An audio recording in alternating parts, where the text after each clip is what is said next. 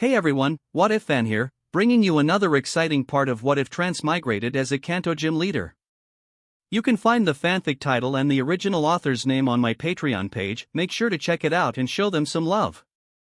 If you enjoy the video, don't forget to like, subscribe, and ring that notification bell so you never miss an upload. Also check out my Patreon channel for early releases of all the series, where you can find all the series released one day ahead of YouTube. Alright, let's jump into it. Chapter 236? Wallace was on the verge of breaking down. Yesterday, he had made it very clear to that man he would absolutely not wear women's clothing. Yet today, that bastard had brought it up again, and not just that, he wanted him to wear a dress and take a photo with Stephen? Was this guy even human? Calm down, Wallace. Stephen sighed helplessly. If his friend kept reacting like this, wasn't he just playing into Dylan's hands? I'll handle him. You focus on the girl.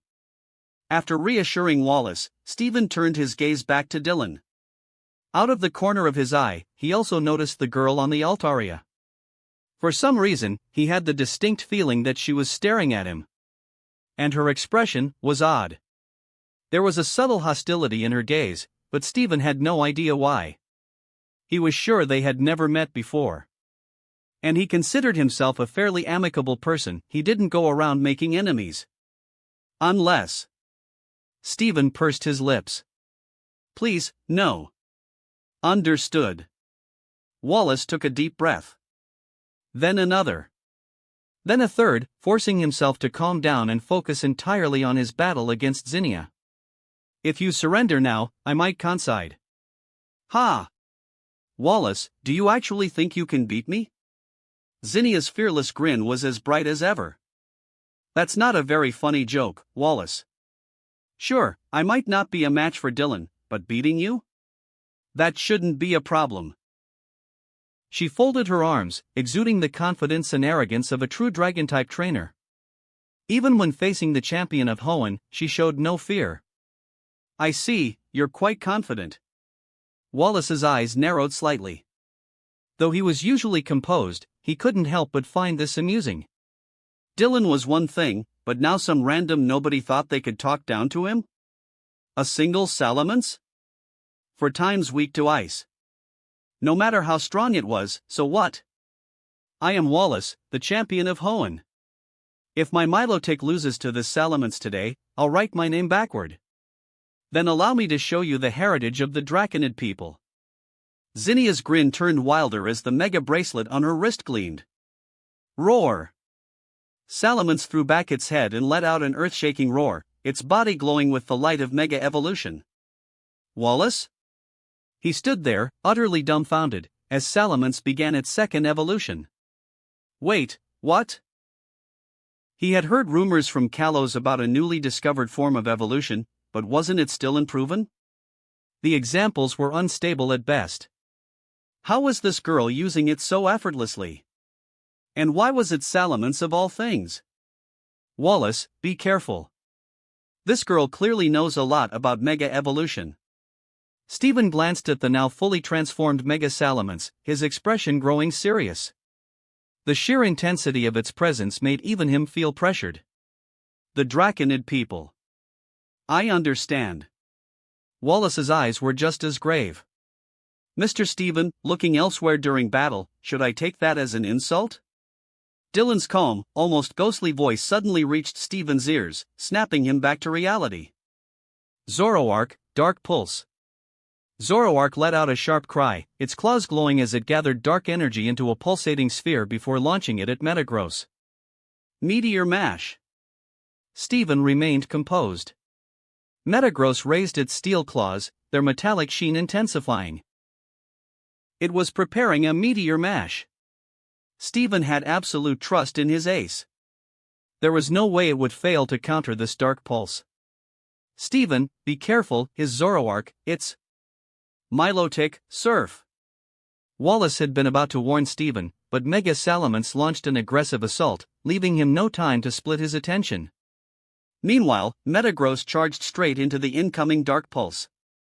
Only for its Meteor Mash to hit nothing but air. The Dark Pulse continued forward, but Metagross's attack passed straight through it. There was no impact, no resistance.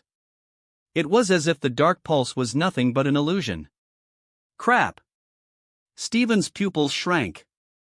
Zoroark's illusion. Night days. Dylan's lips curled slightly. A dark shadow flickered into existence. Zoroark materialized right in front of Metagross, its claws glowing with a sinister purple-black energy. A critical hit. Night days. Slash! Metagross let out a pained cry as the attack struck deep, completely catching it off guard. Dark pulse. A chilling fox-like howl echoed through the battlefield as another blast of dark energy shot toward Metagross. Protect! Steven reacted instantly. Despite the pain from the previous attack, Metagross forced itself to raise a shimmering green barrier just in time, blocking the incoming dark pulse. Impressive, Mr. Steven. Even under these conditions, you still managed to react so quickly. Your training is truly remarkable. Dylan gave genuine praise. Compared to Wallace, Steven was on another level entirely. Aizen, was it? Why is a trainer like you working for Team Magma and Maxi? Steven stared at Dylan, suspicion lacing his voice.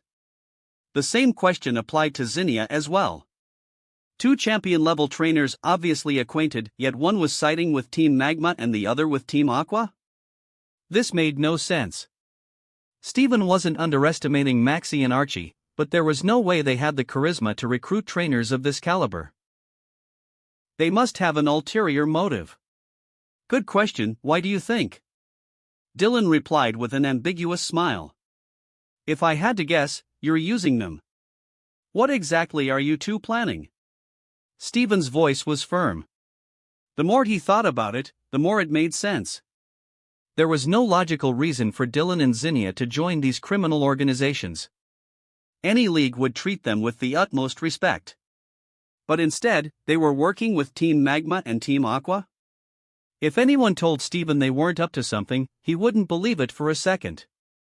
Mr. Steven, no need to make it sound so unpleasant. But as expected, you're sharp. Dylan clapped his hands lightly in amusement. So, you don't deny it? Why would I? Dylan tilted his head slightly. As you said, Zinnia and I are not truly loyal to those two.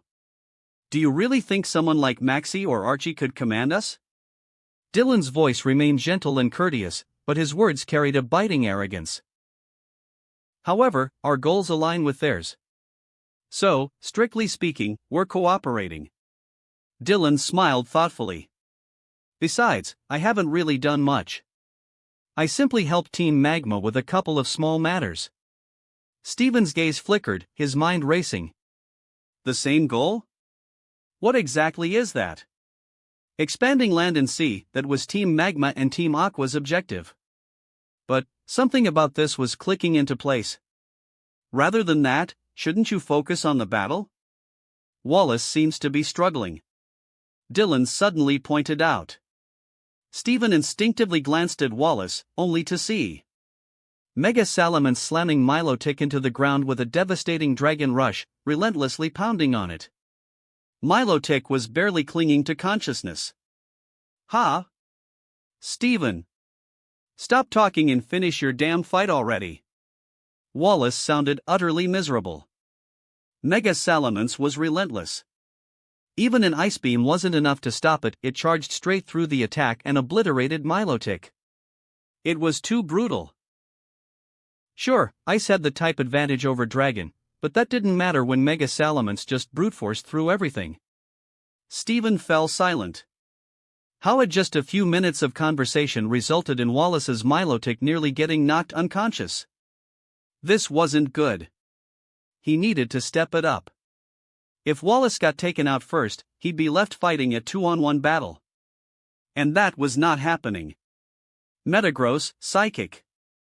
Steven's gaze fixed on the eerie Zoroark before him, his brow furrowing. Zoroark's illusion ability was troublesome. Psychic wouldn't work on a dark type like Zoroark, but Steven wasn't trying to attack, it was a test to pinpoint the real Zoroark. After all, illusion was just visual deception. The question was the Zoroark in front of him real, or just another illusion? Since he had been distracted talking to Dylan earlier, he hadn't paid attention to whether Zoroark had already switched places. No matter. AoE attack, problem solved. Metagross let out a low growl, unleashing a colorful psychic wave that rippled outward. This was an offensive psychic attack, meant to hit everything around it. Sucker Punch. Dylan countered instantly. Zoroark's eyes gleamed ominously as it dashed forward at an incredible speed. It completely ignored the psychic attack, it didn't phase through it, it simply wasn't affected. So this Zoroark was real. Steven confirmed it. Zoroark's sharp claws slashed toward Metagross with astonishing speed. Bullet Punch. Metagross raised both arms and launched a flurry of rapid punches, as fast as bullets. A priority Steel-type move, Bullet Punch. But Metagross's punches passed straight through the Zoroark. It was fake. Steven's eyes widened in alarm. Dark Pulse. A second Zoroark emerged behind Metagross, forming a sphere of dark energy before blasting it at point-blank range. Boom! Metagross let out a pained cry as the powerful Dark-type attack struck, sending it flying backward. Something's wrong. Steven's frown deepened. From the way the earlier psychic attack had reacted, the charging Zoroark should have been real. Wait, could it be that the Zoroark appearing to phase through the psychic attack was itself an illusion? If so, this was beyond illusion, it was practically an advanced level of deception. Metagross isn't in good shape. This Zoroark is too unpredictable. Steven thought for a moment before tossing out another Pokeball, Skarmory. He needed to restrain this Zoroark somehow. Otherwise, it would keep running circles around him. Glancing over at Wallace's side of the battlefield, Steven saw that he had sent out Ludicolo and Gyarados. But Gyarados had just taken a direct hit from Mega Salamence Dragon Rush. It was not looking good. Hoenn champion? Really? Faced with my dragons, he still has to bow his head in defeat. Zinnia, the Draconid. Steven silently averted his gaze and refocused. He needed to ramp up his offensive. Otherwise, he'd really end up fighting two opponents alone. Infernape. Seeing this, Dylan casually tossed out his second Pokeball. This wasn't an official battle, so there were no restrictions on the number of Pokemon used or the methods employed. As long as they won, even directly attacking the trainers themselves would be fair game. However, both Steven and Wallace were champions of the Pokemon League. They valued proper battles and had no intention of attacking a trainer directly. Besides, the league had strict rules, unless absolutely necessary, trainers were forbidden from using Pokemon to attack humans directly. Then again, who didn't have a few tricks up their sleeve? Dylan had more than one Pokemon hiding in the shadows, so even if Steven and Wallace did decide to play dirty and go after him personally, he wouldn't be afraid. As for Zinnia, she had been airborne on her Altaria since the battle started. The fight raged on, and then at least try to last a little longer. Steven was completely stunned as he turned to see Wallace, already tied up with his hands and feet bound, looking both innocent and frustrated. Steven sighed and raised his hands in surrender. I've done my best. Besides, you're not exactly in a winning position yourself. Wallace mumbled in embarrassment, turning his head away. Steven. He glanced at his own Pokemon, his Aggron and Cradily were badly injured. It was true, his Metagross and Skarmory had already been taken down by Dylan's Zoroark and Infernape. And now, Zinnia's Mega Salamence and Noivern had joined the battle, completely overwhelming him. He turned to check on Wallace and saw that he had already been restrained. What the hell? How am I supposed to carry you now? Calm down, calm down. We're all good brothers here. No need to argue, you two still have a photo to take later. Dylan played the peacemaker, ensuring the mood wouldn't be ruined before their grand photo session. Eisen, what exactly are you after? Steven glanced at the few Officer Jennies who had also been handcuffed and asked coldly. You do realize you're making an enemy of the Pokemon League, right? Mr. Steven, it's not fair for you to accuse me like that. I have no intention of opposing the League. Dylan smiled gently. Otherwise, would you two still be standing here having a conversation? Stephen frowned.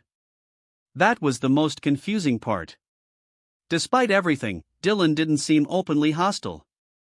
Meanwhile, Zinnia clearly held some kind of grudge against him. But Dylan's actions didn't exactly scream good intentions. Then, under Zinnia's gleaming gaze, Dylan approached Wallace, holding a blue dress. All right, Wallace. Time to put it on. I specially picked out this flowing celestial gown just for you. It was quite expensive, you know. Eisen, you bastard. Dream on. I would rather die than wear that. I am a proud man. Why the hell should I wear women's clothing? Wallace firmly rejected him, righteous and indignant. Taking those artistic photos yesterday had been one thing. But cross-dressing? Never. Absolutely never. This is actually quite entertaining. Stephen watched as Dylan patiently tried to coax Wallace, while Wallace fiercely resisted. Stephen wasn't about to intervene, he wasn't the one being forced into a dress. It seems Wallace truly refuses. But today's theme is a couple's photoshoot, after all. Dylan sighed regretfully. After 10 minutes of persuasion, Wallace still refused to wear the dress. What now? Dylan stood up, deep in thought. Then, he turned to Stephen. Stephen, ? Wallace, you wouldn't want Stephen to wear a dress, would you? Wallace blinked. He turned to look at Stephen, their eyes met. After a moment, Wallace's gaze shifted away. Stephen? If you don't wear it, I'll put it on Stephen instead. Dylan held the dress up against Stephen, measuring the size. Stephen's desperate eyes turned to Wallace. Ha! You think you can use that to threaten me? Impossible. Absolutely impossible. If you dare, go ahead and force it on Stephen. I believe Stephen, as my dearest brother in arms, would rather sacrifice himself than let you succeed in your wicked scheme. Wallace stood tall, looking righteously unyielding. Stephen? Wallace, with a friend like you, I must be truly blessed. Chapter 237, Archenemy of Evil. Wallace, you're truly my best man. Stephen glared at Wallace with a murderous look. Oh, so you're off the hook, and now I have to wear the dress instead? Is that it? Wallace looked a little guilty, he couldn't bring himself to meet Stephen's eyes. I see. Well, while I do believe Wallace would look far more stunning in a dress than you, Mr. Stephen, if this is how you two feel, then so be it. Dylan nodded thoughtfully. He had no doubt that Wallace would look absolutely breathtaking in a dress. But Wallace wasn't willing. Stephen, on the other hand. Well, he was quite handsome, and his skin was flawless. He could probably pull it off. Most importantly, this was Stephen. If Stephen wore a dress, it would definitely shake the world. Then, Mr. Stephen, please go ahead and change. I have no doubt that the artistic beauty of you two will be immortalized in history. Wait. Stephen immediately stopped him. Was this guy seriously going through with it? Dylan, don't you think this is a bit ridiculous? I think Wallace would suit this much better, he's beautiful, after all. Stephen. Stephen shot Wallace a look. Wallace blinked, was Stephen planning something? If that was the case, Wallace decided to trust him. After all, Stephen was his best friend. See? Even Wallace agrees. Perfect, then. Dylan smiled, watching the two of them. Ma'am, may I trouble you to let these two gentlemen use your house to change? His tone toward the elderly couple was polite as always. Oh, of course, of course. The old couple wouldn't dare refuse. Inside the house, Wallace held the dress in his hands, looking helplessly at Stephen. Stephen, do you have a plan? Dylan and Zinnia's goal is likely to awaken the legendary Pokemon, Groudon and Kyogre. You know the myths, these two Pokemon created land and sea. And today, they came here to steal the orbs connected to these legends. That can't be a coincidence. Stephen spoke seriously as he changed into the gem blue suit Dylan had provided. I see. But what do we do? I doubt we can stop them by ourselves. Wallace frowned. Dylan and Zinnia were simply too powerful. No, only you are too weak. Stephen held back his thoughts. He was still fighting, while Wallace had already been defeated. What was he supposed to do about that? Although, he had to admit, Dylan was likely stronger than him. Where did this guy even come from? A champion-level trainer this strong, yet there had been no prior information about him at all. We'll need to call for backup. Hoen's League alone won't be able to handle this. Stephen sighed. What else could they do? That works. I heard there's a trainer in Kanto who was recognized by the legendary Pokemon, Reshiram. If we can get him to help, we might be able to stop Dylan and Zinnia. And then there's Cynthia, the champion of Sinnoh. As for Unova, never mind, Unova's a mess right now. Wallace pondered. Lance, the Dragon-type champion of Kanto, was known for his unrivaled dragon army, but he was currently busy dealing with Team Rocket. So forget borrowing a champion. However, the gym leader recognized by Reshiram might be an option. And then there was Cynthia, the Sinnoh champion rumored to be incredibly powerful. She had single-handedly dominated the Sinnoh League. You're the champion of Hoenn. This is your responsibility. Stephen nodded. His best bro's brain was finally working properly. Of course. Stephen, I am, after all, the ever-charming Wallace. Wallace casually swept a hand through his hair, fully confident in his own charisma.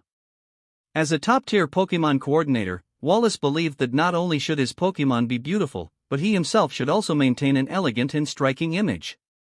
Good. Do your best. I'll be heading out first. Alright, wait, hold on. When did you finish changing? Wallace instinctively responded but suddenly realized something. His eyes widened as he looked at Stephen, who was already wearing the blue suit. Wait, bro, what about me? You wear this. Stephen opened the door and looked at Wallace in confusion, pointing at the dress in his hands. Don't worry. Once we're done with the photo shoot and leave, I'll help you get revenge. As Hoenn's champion, it's your duty to make sacrifices. No. I don't want to be Hoenn's champion anymore, take it back, Stephen. But before Wallace could protest, Stephen had already stepped out the door. Wallace gritted his teeth. So after all that, Stephen just didn't want to wear the dress and threw me under the bus? Stephen.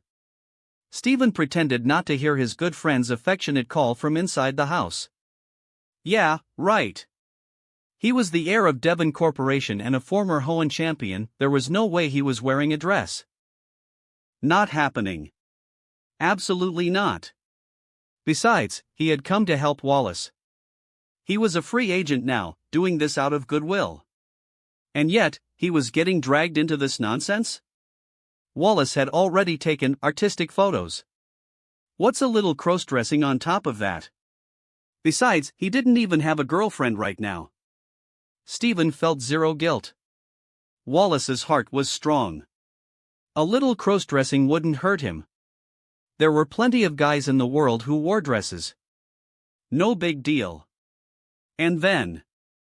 Oh my heavens, Wallace, your beauty truly astounds me. Arceus must have made a mistake when creating you. Dylan exclaimed dramatically as Wallace stepped out of the house in a dress. His tone was exaggerated beyond belief. To be fair, Wallace was already tall and slender, with delicate features and fair skin. Even without makeup, the flowing dress and green wig transformed him into a stunning beauty. If not for the fact that his chest was flat, he could have easily passed as a woman. So pretty. Leaf and Lily's eyes sparkled. Zinnia. Wallace's expression was blank, though his face twitched slightly. He had thought long and hard inside the house. In the end, compared to Team Magma and Team Aqua's dangerous plans, a little personal sacrifice wasn't a big deal. He was Hoenn's champion. It was his duty. With that in mind, he glared at Stephen only to see Stephen propping up his chin, nodding in approval, and giving him a thumbs up. You look stunning.jpg. Then came the photo shoot. Alright, Steven, put your arm around Wallace's waist. Wallace, lean back, yes, just like that. Now, hold hands, Steven, lower your head a bit, yes, perfect. Absolutely stunning. Look into each other's eyes with deep affection. If necessary, I have eye drops. Steven, hold Wallace while standing at the cliffside. Wallace, spread your arms out. Wait, Steven, I didn't tell you to grab his chest, stop messing around. Hold his waist properly. Amazing. The perfect shot. This is pure art. For 2 whole hours, they went through 3 outfit changes. Steven actually didn't mind too much. Other than the overly intimate poses, he thought it was pretty fun. By the end, even Wallace had given up. Phew, that was a fantastic shoot. Thank you for your hard work, gentlemen. Dylan contentedly put away his camera and smiled at Wallace and Steven. Eisen, we've taken the photos, but according to our agreement. Mr. Steven, you can rest assured. You are free to leave as you wish, I will never go back on my word. Dylan nodded. Keeping Wallace and Steven under house arrest wouldn't benefit him in any way, it would only provoke the Hoenn League into taking drastic action. Steven breathed a sigh of relief. His greatest fear had been that Dylan would imprison them, preventing them from stopping Team Magma and Team Aqua's next moves. The group untied Officer Jenny and the others, then prepared to leave Empire to inform the Hoenn League. Eisen, it's not too late to turn back. If you're willing to abandon your current path, I can vouch for you. The League won't make things difficult for you. Steven turned back to look at Dylan and Zinnia. He knew that convincing them was unlikely, but he still didn't give up. What if there was a chance? If Eisen and Zinnia abandoned their plan, everything would be much simpler. It's useless, Mr. Steven. But as a reward for your cooperation, I'll give you a piece of information for free. The course of fate cannot be changed. No matter what, too much time has passed. Those 2 Pokémon will inevitably awaken. Even without us, it would still happen. Dylan shook his head and smiled faintly. Yes, this was an inevitability. Even without his and Zinnia's intervention, Team Magma and Team Aqua would still have awakened Groudon and Kyogre. This was always destined to happen. Their involvement had merely pushed the timeline forward. The land of Hoenn has always carried their traces. This time, the disturbance may be greater, but ultimately, it's just a replay of history. At the very least, it gives you some time to prepare, Mr. Steven, Mr. Wallace. Do your best. If we meet again, I'll have to think about what kind of special feature to prepare for you. Dylan's smile was warm and polite, even cheering them on. But Steven and Wallace frowned deeply. To them, Dylan's words were far from good news, and much of it was incomprehensible. Damn riddles. And a next time? A special feature? Screw that. Wallace cursed inwardly. If there really was a next time, shouldn't it be Steven in a dress? But Dylan had no intention of saying more. He led Lily and the others away from Empire. Now that they had the Crimson Orb and the Indigo Orb, there was no need to say what came next. Team Magma and Team Aqua would go all out in searching for Groudon and Kyogre's resting places. Meanwhile, Steven and Wallace hurried to Lilycove City to report back to the Hoenn League. They had more or less figured out that Team Magma and Team Aqua's goal was to awaken the 2 ancient Pokémon. Naturally, they needed to prepare for a response. Stopping Groudon and Kyogre would not be easy. The records of these 2 legendary Pokémon in Hoenn's history were far from benevolent tales. A day had passed. Steven, we've received responses from the Kanto and Sinnoh leagues. Inside the Hoenn League building in Lilycove City, Wallace turned to Steven. Kanto's president Goodshow has responded. He's sending gym leader Dylan to assist us. Sinnoh is also sending someone. Champion Cynthia will be coming. Good. With their help, we should be able to capture Eisen and Zinnia. Steven nodded, still studying the map. A hero chosen by the true dragon, and Sinnoh's champion Cynthia. If these two were on their side, they would definitely be able to take down Aizen and Zinnia. We can do this. Wallace took a deep breath. He hadn't slept well at all last night. Because he suddenly realized, when they took that artistic photo with Steven, they forgot to set any conditions with Aizen. Last time, when he had his personal artistic shoot, he had specifically told Dylan not to share the photos publicly. But this time, they had forgotten. Now, he was terrified that at any moment, the internet would explode with pictures of him in a dress, worse yet, intimate shots with Steven. If those went viral, Wallace felt like his life might just be over. No. They had to capture Aizen. They had to delete all those photos and videos. Recently, members of Team Magma and Team Aqua have been gathering in Slateport City and Satopolis City. Wallace, you understand what that means, don't you? Steven, unaware of Wallace's concerns, studied the map thoughtfully. They must have confirmed the locations of Groudon and Kyogre. It should be near these two cities. Wallace wasn't slow to catch on. Exactly. Wallace informed the president that Slateport and Satopolis need to enter high alert immediately. If anything unusual happens, civilians must be evacuated at once. Steven instructed firmly. And we need to move out as well. If we can prevent Team Magma and Team Aqua from awakening Groudon and Kyogre, that would be ideal. Otherwise, we have to seize the orbs. Understood. Hoenn's former and current champions took action. Meanwhile, the Hoenn League wants my help to deal with the evil forces of Team Magma and Team Aqua? Dylan, who was leisurely strolling through Satopolis City, received a call from Goodshow. He raised an eyebrow, then glanced at Leaf and Lily, who were barely holding back laughter. Of course, President. You know me, I have no greater virtue than my unwavering stance against evil organizations. No matter what kind of criminals they are, I will bring them to justice. Yes. I, Dylan, have always been the archenemy of evil. Chapter 238, I Can Teach You. Satopolis City, Hoenn. A city where history slumbers, shrouded in mystery. In the games, it could only be reached by sea or air. Of course, reality wasn't quite so dramatic. But even here, Satopolis was renowned as the City of Water, with its intricate waterways making for a breathtaking sight.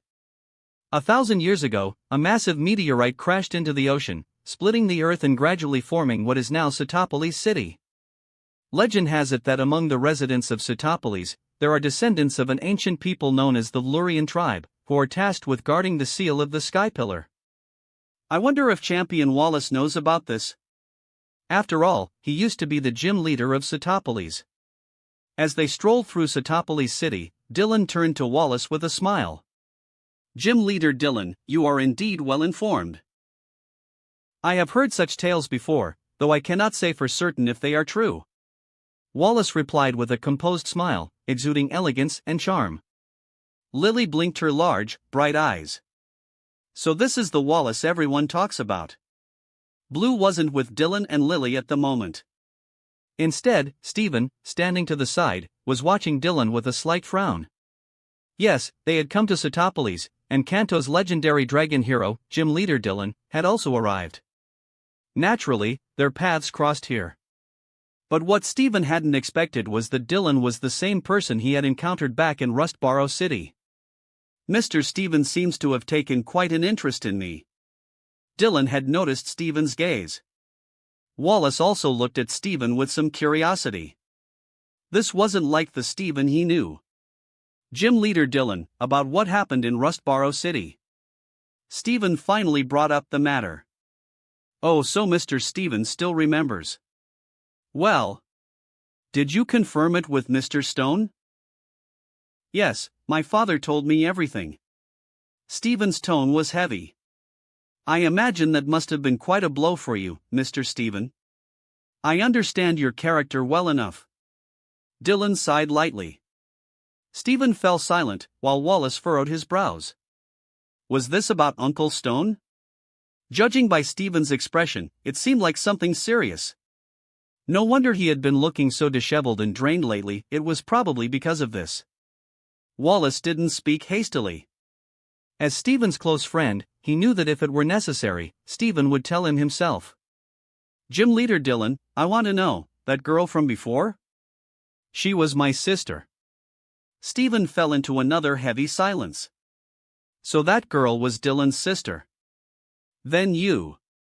Stephen's voice was dry. He wanted to know what Dylan planned to do about Joseph Stone. Mr. Stephen, you should know that time doesn't wash everything away. I told you that before. The deeds of the past must be accounted for. After all, the dead deserve justice. Don't you agree? Dylan shook his head. Whether or not Joseph Stone was the mastermind behind her death, he was still an accomplice. It was because of the device Joseph Stone provided that she had died in battle. There was no escaping that responsibility. Regardless of whether Stephen chose to stand by Joseph Stone, Dylan and Zinnia would not let him go. The dead. Wallace froze. What did he mean? Had Joseph Stone caused someone's death? Dylan's sister? Stephen let out a deep sigh, rubbing his temples in exhaustion. What could he even say? Even if Joseph Stone was his father, Stephen understood the truth: murder demanded justice, debts had to be repaid. Even if compensation was an option, what amount of money could ever make up for a life? And after all these years, even if there was compensation to be made, it was far too late. I understand. Gym leader Dylan, I ask that you give me a chance. I will convince him to turn himself in. Stephen stopped walking and bowed deeply to Dylan, his voice thick with apology. I sincerely apologize for the pain my father has caused you.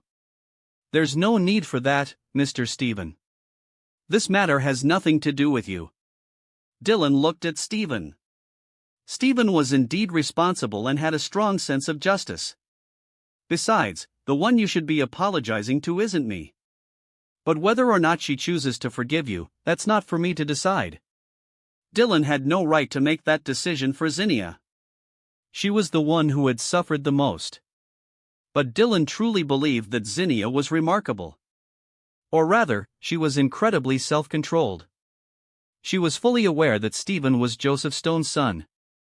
Yet, back at Mtepire, she had managed to suppress her emotions. Then again, it made sense. Right now, Zinnia had prioritized her clan's mission above all else. For her, finding Rayquaza was what mattered most. And that time was now very, very near. But even if they found Rayquaza, would it accept Zinnia as its successor? Whether in the games or in the manga, Rayquaza had always rejected her. I understand. Stephen kept the matter in his heart for now, as another reinforcement had arrived. At the Sootopolis city airport, Dylan and the others saw a tall blonde woman dressed in black. She wore a fitted black long coat over a matching black top and trousers. Her fair, stunning face was framed by radiant golden hair cascading down to her calves, exuding an air of elegance and nobility. It was none other than Sinnoh's champion, Cynthia. So that's champion Cynthia? Lily gazed at the graceful Sinnoh champion in fascination. This was her first time seeing a female champion. Cynthia truly lived up to her reputation. Dylan was also quite interested. Well, mainly because he had liked Cynthia in his previous life. Plus, in his current game, he was close to reaching the Sinnoh League. Champion Cynthia. Champion Wallace. Wallace stepped forward to greet her. He was the current champion of Hoenn, whereas Stephen was the former champion, and Dylan was an external reinforcement. Thank you for coming, Champion Cynthia. Wallace performed a flawless gentleman's bow. There's no need to thank me. As members of the league, supporting each other is only natural. Cynthia wore a gentle, elegant smile. When Sinnoh's league president contacted her and explained the situation, she had accepted without hesitation. Even though they were from different regions, they all belonged to the Pokemon League. Besides, evil organizations weren't exclusive to Hoenn. Sinnoh's Team Galactic was just as much of a headache for the Sinnoh League. Compared to Maxie and Archie, Cyrus was on an entirely different level, utterly insane, yet terrifyingly powerful. Helping Hoenn now meant she could ask Stephen and Wallace for help in Sinnoh in the future. This was simply a matter of reciprocation. Come, Champion Cynthia, let me introduce you. This is Stephen, this is Dylan, a gym leader from Kanto, and this is Dylan's sister, Miss Lily. Wallace led Cynthia over and introduced them. Cynthia nodded politely to each of them. After that, they headed to Wallace's home in Setopolis for a proper discussion. According to our intel, we've confirmed that Team Magma and Team Aqua's goal is indeed to awaken Groudon and Kyogre. And they are very close to locating their resting places. Stephen spoke gravely. So what's our next move? Dylan asked after a moment's thought. We need to split up. Team Magma and Team Aqua have different targets, and Groudon and Kyogre are sleeping in separate locations. We must divide into two teams to stop them. If we can prevent them from awakening Groudon and Kyogre, this operation will be a huge success. Stephen continued, then turned to Dylan. Gym leader Dylan, you're at champion level, right? And you have Reshiram. Your strength should be above both Wallace and me. According to President Gucho's proud statements, Dylan, who had obtained Reshiram, was now stronger than Lance. Which meant Dylan was undoubtedly champion level. I have indeed reached champion level. Compared to you two, I might not be as skilled, but White Dragon is very strong. Dylan remained humble, but he didn't deny that he was stronger than Stephen and Wallace. Inside the Pokeball, Reshiram. Cynthia's clear eyes glanced at Dylan. Truth be told, she had never heard of him before. After all, Sinnoh and Kanto were quite far apart. She had assumed that since Stephen and Wallace had invited him, he must be someone special, but she hadn't expected this gym leader to be even stronger than them.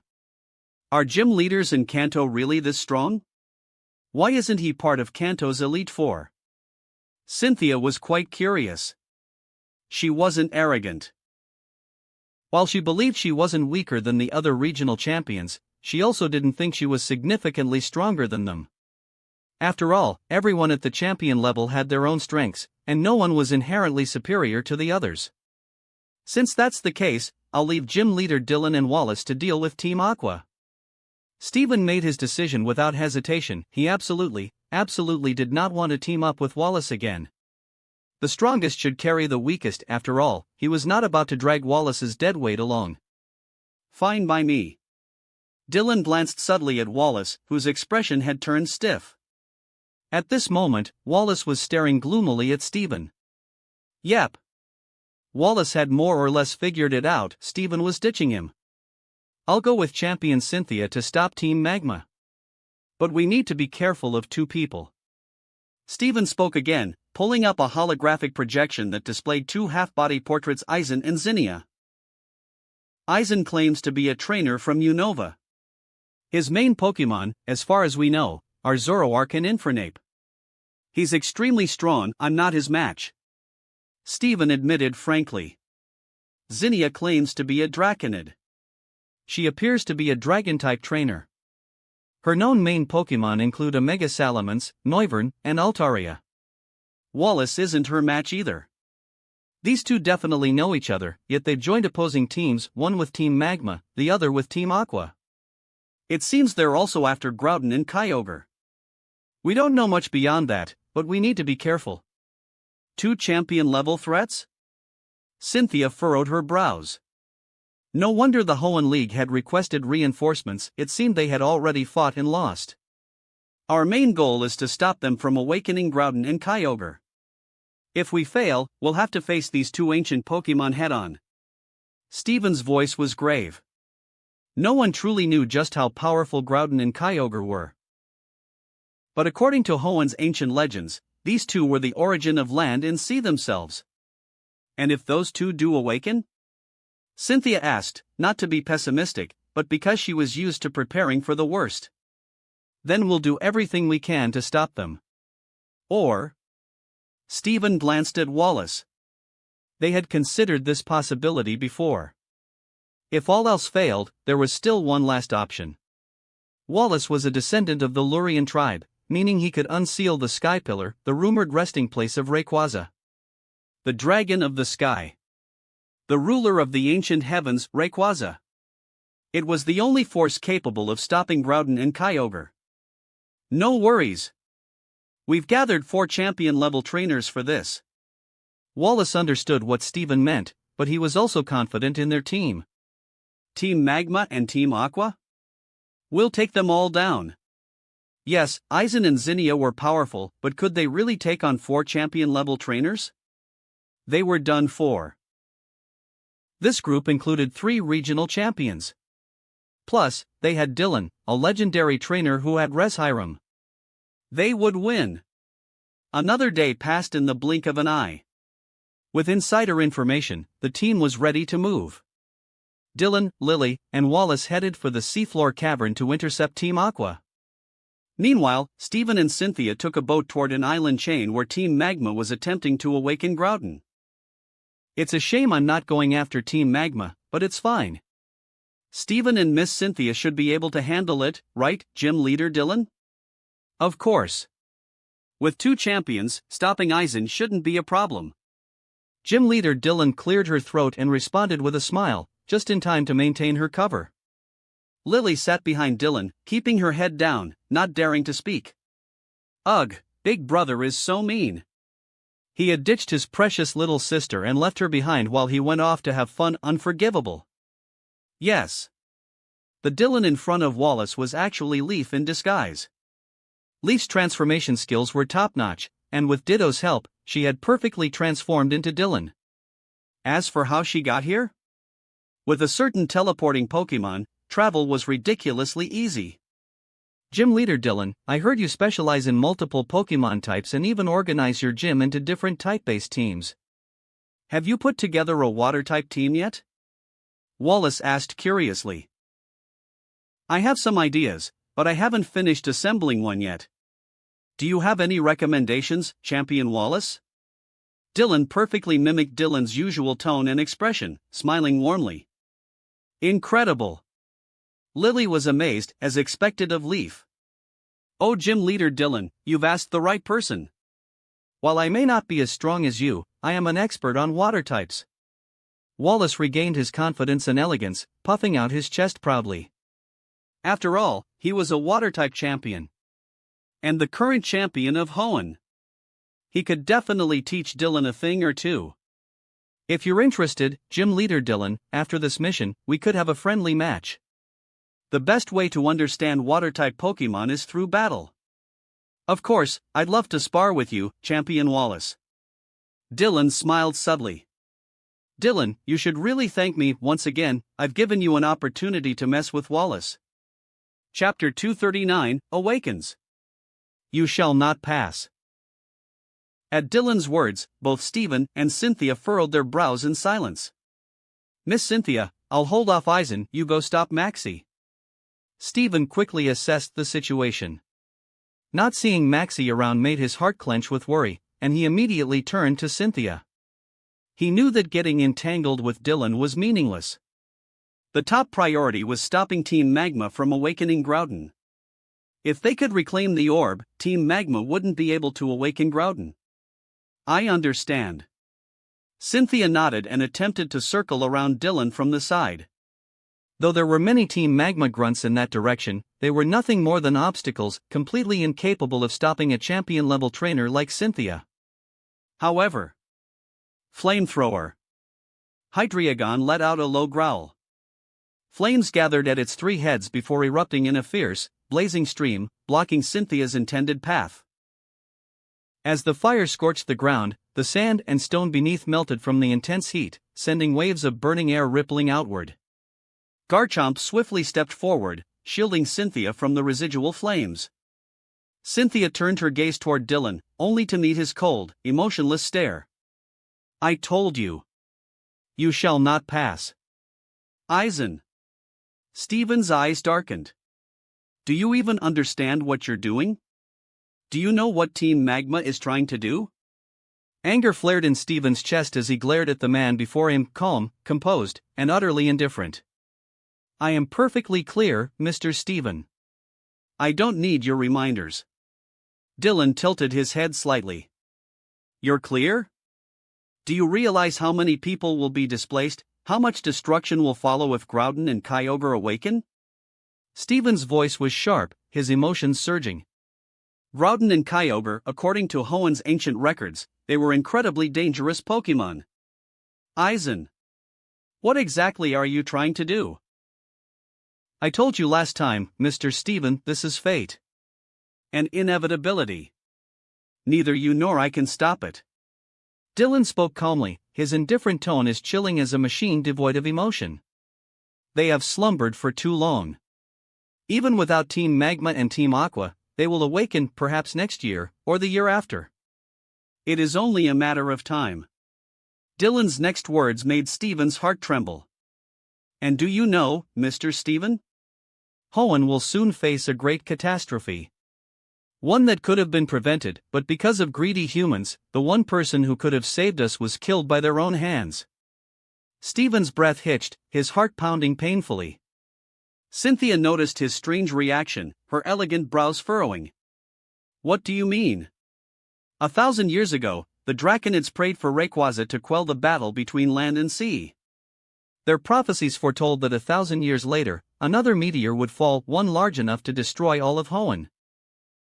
Dylan adjusted his glasses, turning toward the massive cavern ahead.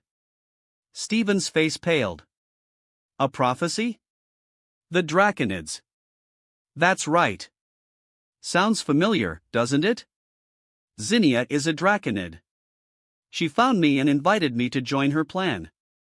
She told me that the only way to prevent this disaster is through Rayquaza. And years ago, Zinnia's sister found Rayquaza and gained its recognition. Dylan slowly stepped forward, brushing his hand against Hydreigon's fur. Stephen's expression grew even worse. Finally, he understood.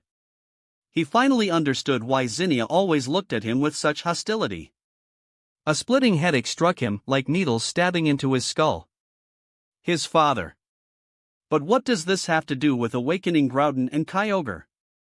Cynthia asked, glancing at Stephen's stricken face. Isn't it obvious? The moment Groudon and Kyogre appear, Rayquaza will come to stop them. That is the history we inherited. But that's just a legend. What if Rayquaza doesn't appear? Cynthia wasn't one to blindly believe myths. She had always been fascinated by history, often visiting ancient ruins and studying old texts. Perhaps it was because she was from Celestic Town, where her grandmother was the head of the historical library. But awakening Groudon and Kyogre just to summon Rayquaza? It is the fastest way to find Rayquaza. In the end, if not for the actions of the past, we wouldn't be here now. Everything is predetermined. Dylan smiled faintly. At the very least, you've been given time to prepare, haven't you? Mr. Stephen, I'm sure you've already arranged an evacuation plan for the citizens. I won't let you succeed. You're being too extreme. Cynthia's golden eyes grew sharp. She didn't fully understand this so-called cycle of cause and effect, but she did know that Groudon and Kyogre must not awaken. Even if Hoenn had prepared for evacuation, the destruction from their awakening would be immense. As a champion, protecting the people was her duty. Stephen felt the weight of it all pressing down on him, but he forced himself to focus. Right now, he was needed. He had to pull himself together. Then defeat me. If you can, that is. Dylan adjusted his glasses, his expression composed and leisurely.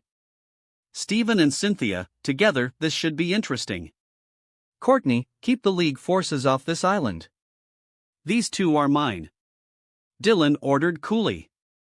Yes, Lord Eisen. Courtney's face flushed, her bright eyes sparkling with excitement. How fascinating. How absolutely fascinating. She had listened carefully to everything Dylan had said. She could tell Dylan wasn't helping Team Magma because he believed in their land expansion nonsense. But did that even matter? Of course not. What mattered was how powerful Lord Eisen was. What mattered was his ruthless commitment to his ideals. She loved it. Oh, Courtney was a hidden Yandere all right. And when she got obsessed with something, she became utterly unhinged. I won't let you interfere with Lord Eisen. Courtney and the Team Magma elites turned toward the League ship, grinning in anticipation as it neared the shore. Now, with those nuisances out of the way, Dylan clasped his hands behind his back, extending his other hand toward Stephen and Cynthia in an elegant, inviting gesture. "You'll have to defeat me first. And make it quick. Or else, Maxie may have already awakened Groudon. Eisen. You're too arrogant. Do you really think you alone can take on both of us?" Stephen took a deep breath, withdrawing another pokeball and releasing his Aggron. "A bluff will only make you seem weaker, Mr. Stephen." Dylan adjusted his glasses again, his voice steady. "And forgive me for saying so, but I truly do not believe the two of you are my match." How infuriating. Stephen and Cynthia both tensed. "Then we fight." Meanwhile, deep beneath the ocean, Team Aqua's submarine had arrived at the seafloor cavern. Archie himself led the way inside. Shortly after, a League submarine docked at the same location. Wallace and Dylan stepped out, ready for battle. "Haha, you really followed us here. But I'm afraid, Wallace, you're a little late." Inside the cavern, Zinnia sat atop her Altaria, blocking their path with a grin. "Zinnia." Wallace's expression turned grim. "Get out of the way. We're not here for you." They had already been delayed due to the undersea currents. Right now, they needed to find Archie and reclaim the Indigo Orb. "I already told you, you're too late. Archie and the others have gone deeper inside. I imagine it won't be long before Kyogre rises to the surface." Zinnia tilted her head, peering down at Wallace and Dylan with bright eyes. Dylan had told her beforehand that Dylan would actually be Leaf in disguise. But wow, this was way too convincing. "Don't worry, I'll let you through." But not yet. She released her Salamence. In a flash of light, Mega Salamence appeared. Milotic. Without hesitation, Wallace sent out his ace. "You're just a former loser." Zinnia smirked. "Gym Leader Dylan, we need to go all out, we can't afford to waste time here," Wallace said urgently. "I know." Dylan raised a pokeball. "Res Hiram." "I understand." "Res Hiram." Dylan opened a luxury ball, and the noble, pure white Reshiram appeared before them. Since Leaf was disguised as Dylan, Dylan had temporarily lent her the Pokemon that Dylan was expected to have. Reshiram's blue eyes remained calm and composed, showing no surprise at the imposter behind it. Well, they had already discussed this in advance. So this is the legendary Truth Dragon, Reshiram? Such breathtaking beauty and elegance. Wallace's old habit flared up, he couldn't help but admire the pure white dragon before him. It was far more beautiful than even his own Milotic. "Zinnia. If you don't step aside now, don't blame us for what happens next."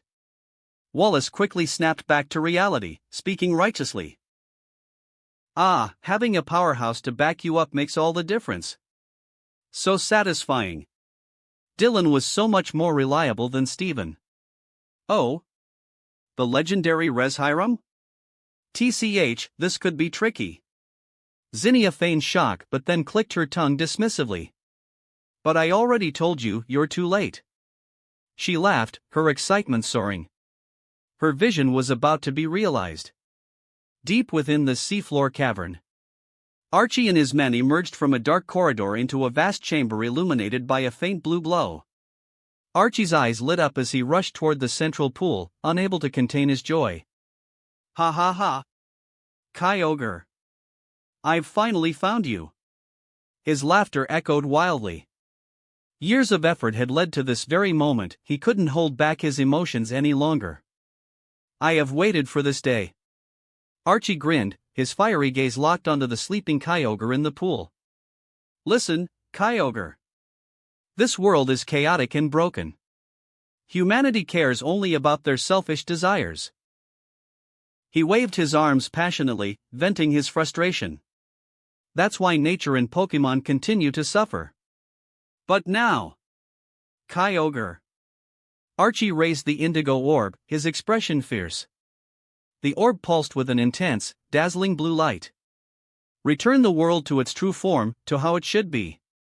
Archie trembled with excitement, his ideal ocean world was finally within reach. Wait. Shelley? Archie turned toward her with a frown. Boss, are you sure the world you want is the same as the one Kyogre will create? What are you trying to say? Archie's frown deepened. I went back to the Weather Institute for further research. Shelley hesitated, looking away. I wanted to confirm when Primal Kyogre would awaken, to see if it would truly create your ideal world, and to understand just how powerful Primal Kyogre really is. But... Shelley's expression turned grim. Boss, if we continue down this path, once Primal Kyogre awakens, all that awaits us is endless despair. Primal Kyogre will sink all life into the ocean. Shelley desperately tried to reason with Archie. She had come to understand the terrifying nature of Primal Kyogre. Ha!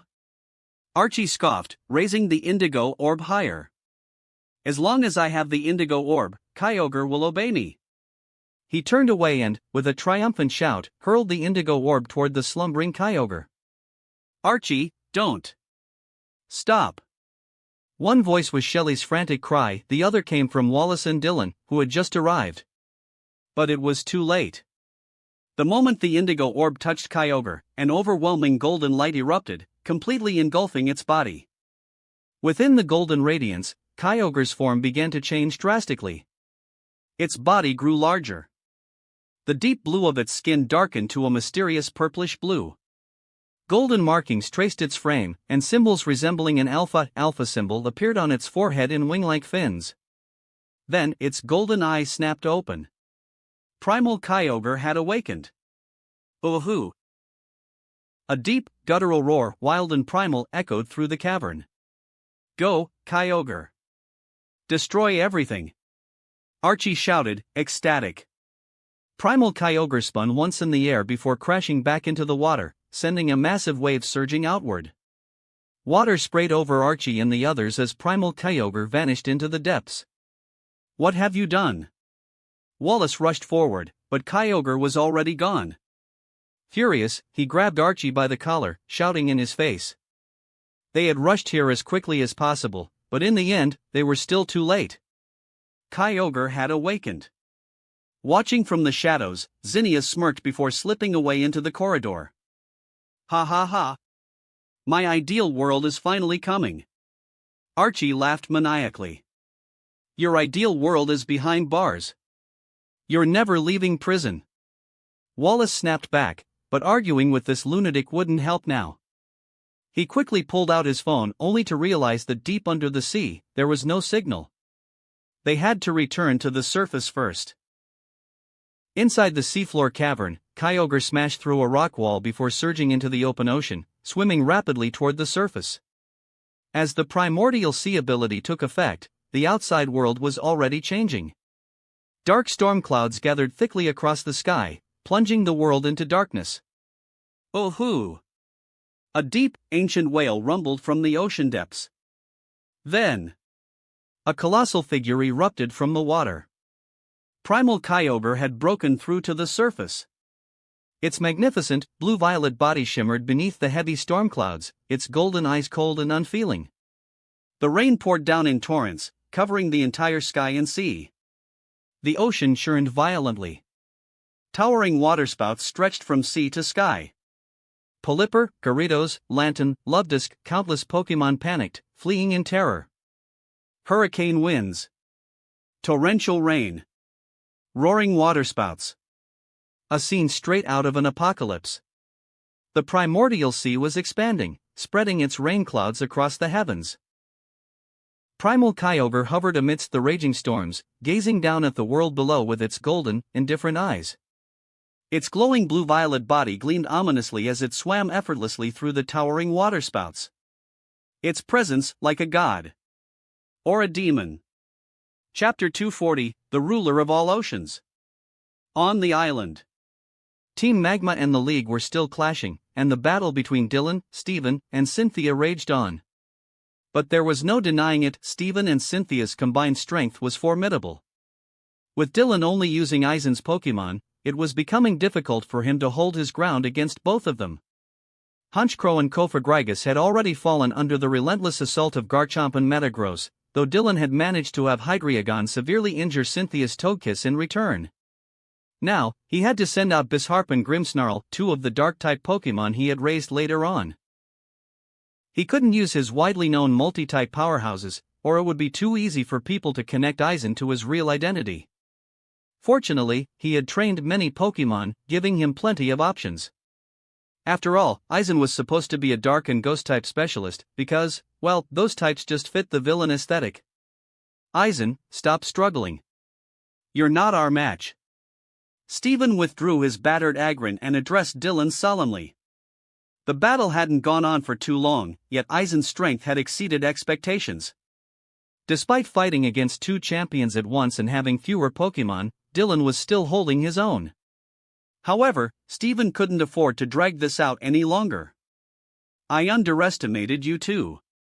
Dylan adjusted his glasses with a faint smile. I must admit, the two of you are indeed strong. But, you've lost. His lips curled slightly. Beneath his feet, he could already feel the tremors. Steven, something's wrong. Cynthia had noticed the unnatural shaking of the island. It was growing more intense. No way. Steven's expression darkened, and he immediately leaped onto Metagross. From the cave, Maxie rushed out, his face pale with shock and disbelief. And then a deep, earth-shaking roar erupted from underground. Scorching, molten lava surged from behind the mountain, spilling out in a fiery cascade. And within this scene of overwhelming heat and destruction, a colossal red Pokémon emerged from the magma, stepping forward with slow, imposing strides. Its sheer presence was monumental. Its body was massive, covered in what seemed like molten red armor, with lava-like orange cracks glowing between the seams. The Omega symbol gleamed on the plating of its arms. This was Groudon. No, Primal Groudon. Roar! Primal Groudon lifted its head and bellowed into the sky. Instantly, the storm clouds above vanished, replaced by an unbearably blazing sun. The sunlight was so intense that it was almost blinding. This was Desolate Land, Primal Groudon's ability. Groudon has awakened. Steven stared grimly at the overwhelming presence of Primal Groudon. In the end, they had failed to stop Team Magma. If not for Aizen, he and Cynthia could have stopped Maxie. Roar! Primal Groudon let out another deafening roar, its mouth glowing with an intense, white-hot energy. Not good. Steven's heart clenched. A blinding white beam of solar energy erupted from Primal Groudon's mouth. A solar beam, but powered by Desolate Land. Boom! A series of devastating explosions rocked the air as the beam struck a distant island, completely obliterating it. Fierce shockwaves and blazing heat rippled outward, almost blowing away both Team Magma and League members. And when the smoke cleared, the once rugged, uneven terrain of the small island no longer existed. It had been completely erased. Primal Groudon then lifted its head and began walking forward. With each step, magma oozed from its body, hardening into black rock, forming a new path beneath its feet. Primal Groudon's power was terrifying. It expelled energy in the form of magma, creating land with every step it took. Where is it going? Steven's mind raced. Just from that one solar beam, it was clear that this ancient Pokémon's strength was far beyond what they had imagined. But Primal Groudon seemed to be heading somewhere specific. It's going to meet an old friend, of course. Dylan, still seated atop Hydreigon, smirked. Primal Kyogre must have awakened as well. Impossible. Wallace and gym leader Dylan will stop Team Aqua. Your plan won't succeed. Steven declared firmly. He believed in his close friend and in Dylan, the trainer chosen by Reshiram. Wallace aside, Dylan should be able to defeat Zinnia. And if Dylan could hold off Zinnia, then Archie wouldn't stand a chance against Wallace. Oh? Mr. Steven, you sound quite confident. Dylan chuckled softly. But I won't be staying here to find out. He had to see this. Primal Groudon had awakened, now it was time to witness the next act. Hydreigon soared high into the sky, carrying Dylan away. Below, as Dylan withdrew, Courtney swept her gaze across the battlefield. Her eyes landed on Maxie, who stood there, stunned and shaken. Her delicate brows furrowed. So, the boss failed to control Groudon. How disappointing. She had originally joined Team Magma because she was interested in Maxie. But now? After everything, after all of Team Magma's efforts, it all came down to this? At the very last moment, their leader had failed. Courtney took a step back. Maxie isn't worth following anymore. She turned and ran, slipping away unnoticed to the other side of the island. There, she released her swallow and took off into the sky. Eisen. Steven clenched his fists. He wanted to stop Dylan, but he knew it was impossible. Then. Beep, beep. His communicator rang. The moment he answered, his expression changed. The ocean awakens. Dark, violent storm clouds stretched endlessly across the sky. Under the effect of primordial sea, the entire world was drowning in torrential rain. Wallace had captured the remaining members of Team Aqua and was on a submarine heading back to shore. At that moment Archie's communicator rang. Hello? Boss, it's Matt. On an island far away, the burly Team Aqua admin stared blankly at the scene before him. Ha ha ha. How is it, Matt? How's the outside world looking? Though captured, Archie was still ecstatic. Nothing else mattered. As long as his ideal world came to life, he didn't care about anything else. No, boss. It's bad. We're finished. Matt's face twitched, his voice trembling as he stared at the massive waterspouts tearing across the ocean. The blackened sky. The chaotic, raging sea. Primal Kyogre is going to flood the entire world. Nothing will be left. Silence. Inside the submarine, Archie was stunned. The submarine surfaced near an island, and Wallace's team disembarked. Lily, bracing against the storm, stood frozen in awe. Before her, towering waterspouts spiraled across the sea. In the sky above, Primal Kyogre hovered, its massive wings outstretched. Under the blackened heavens, the scene was both terrifying and awe-inspiring. The ocean had fully awakened. Waves crashed violently, the sounds of the raging sea endless. The sheer scale of this apocalyptic storm was unfathomable. The primordial sea had completely overtaken the world. Primal Kyogre's golden, soulless eyes gazed down at the ocean, its massive, glowing form weaving through the colossal waterspouts. It was like a god. Or a demon. This is way too insane. Leaf was utterly stunned.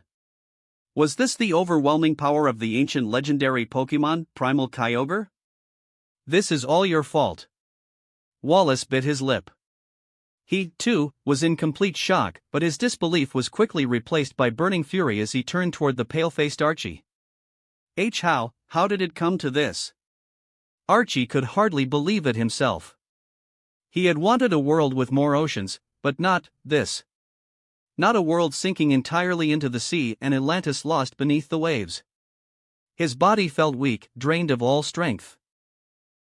Slowly, he collapsed onto his knees, staring blankly at the unstoppable Primal Kyogre, still unleashing its power in the skies above.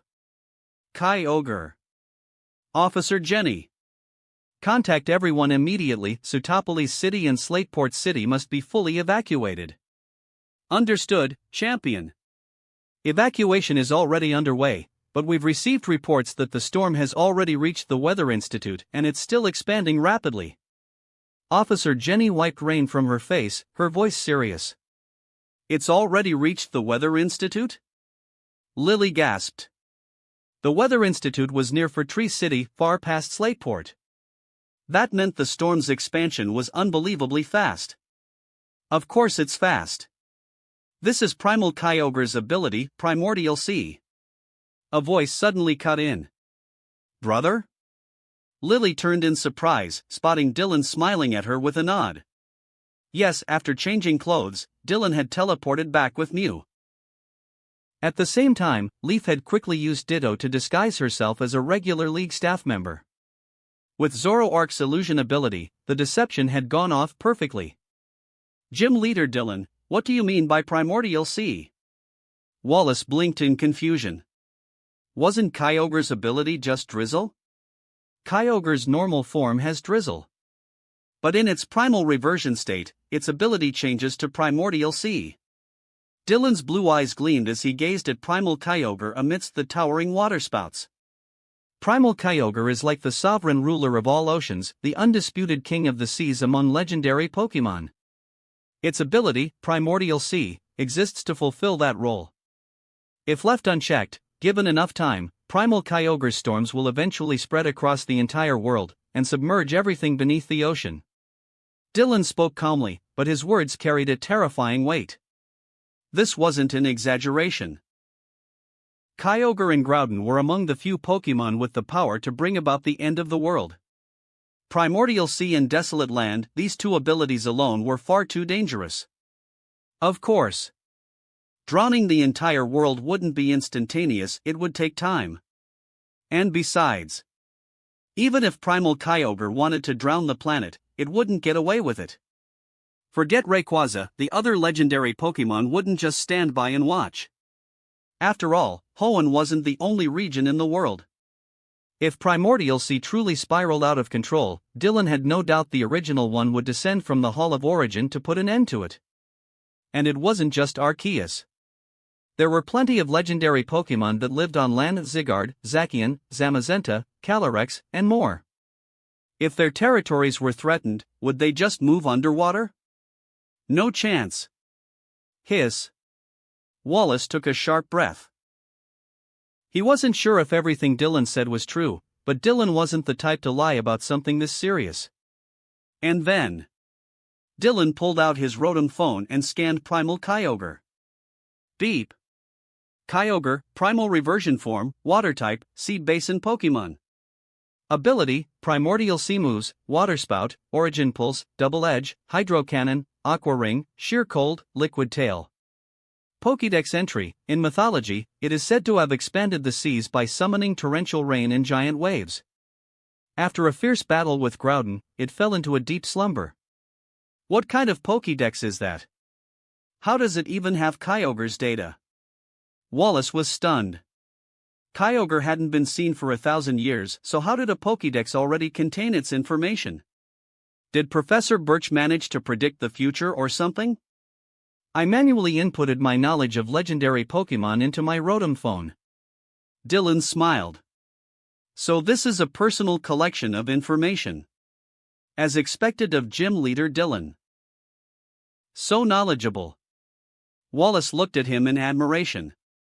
As a Lurian, even he didn't have this level of insight into Kyogre's nature.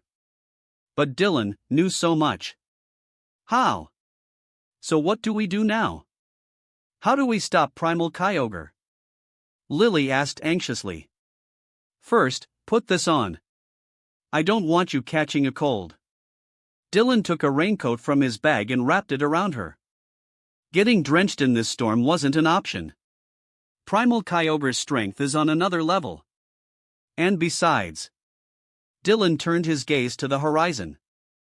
Through the rain, the sky was gradually growing brighter. Primal Groudon is here. The battle between land and sea is about to begin. At that same moment, amidst the raging storm, Primal Kyogre's golden eyes flickered sharply. It had already sensed it. That familiar presence. Oh hoo!